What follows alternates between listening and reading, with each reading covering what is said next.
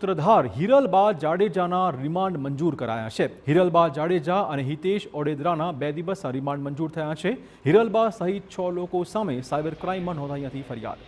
Cyber ફ્રોડની તપાસ દરમિયાન 40 bank account મળી આવ્યા છે। 15થી વધુ એકાઉન્ટમાં 50થી વધુ સાયબર ફ્રોડ થયાનો ખુલાસો થયો છે। પોલીસ તપાસમાં આંગડિયા પેઢીમાંથી વ્યવહારો કેટલાક મળી આવ્યા હતા।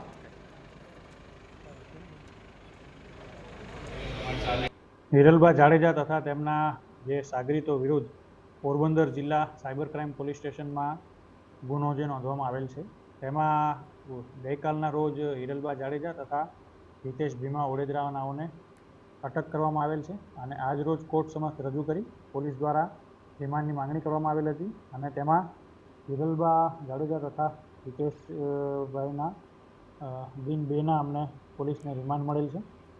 તો આ સાયબર ફ્રોડ ગેંગના સાગરીતો બેંકમાં ખાતેદારો સાથે જતા હોય તેવા સીસીટીવી ફૂટેજ મળી આવ્યા છે। હિરલબા જાડેજા અને તેમના સાગરીતોના મોબાઈલ પર અનેક વ્યવહારો થયાનું સામે આવ્યું હતું। આરોપીઓના મોબાઈલ ફોનમાંથી કેટલાક સેલ્ફ ચેકના ફોટોગ્રાફ મળી આવેલ છે। આ ઉપરાંત વ્યવહારોના કોલ રેકોર્ડિંગ પણ હાથ લાગ્યા છે। હિરલબા જાડેજા લોકોને મદદ કરવાના બહાને લોકોના બેંકમાં ખાતા ખોલાવતા હતા। બાદમાં બેંકમાંથી મળતી કીટ પોતે રાખી ખાતેધારકને મંડળી બનાવવાનું બહાનું બતાવતા હતા અને સામાન્ય સહાય આપી રવાના કરતા હતા। રિમાન્ડ દરમિયાન હજુ પણ અનેક મોટા ખુલાસા શક્ય છે। હિરલબા ડિજિટલ એરેસ્ટ ગેંગ ચલાવતા હોવાનું બહાર આવતા આ મુદ્દો શહેરમાં ચર્ચાનો વિષય બની ગયો છે।